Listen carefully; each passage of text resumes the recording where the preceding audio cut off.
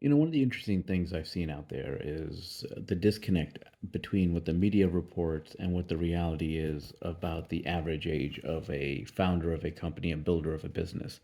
And the media loves to report on the young ones who do something really interesting and, build something, at a very young age, like the Facebooks or the Microsofts and the Googles of the world. And, a lot of credit needs to be given to them on those things.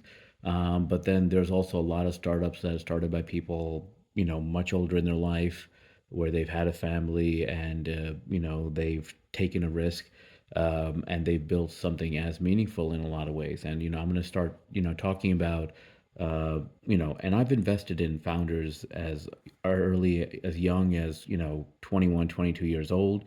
And the oldest founder I invested in was early 60s. So I've been investing in across the entire range of founders, and I'm working on 49 Alpha to talk about like, hey, if you're an older person, a family person, that's like, hey, is a startup still for me? It is. You just got to be very smart about what it is that you're going to go do and how are you going to go about it right here. And I'll tell you the difference I've seen in younger founders versus older founders. And, there's a reason why younger founders, are successful in one area and that maybe not in another one over here. And I think, this entire series is going to be talking about how to really think about building a startup, no matter what your age is, but really talking about it like, hey, if you're like an older founder, if you're building a business later in life, what does that look like? What are the challenges?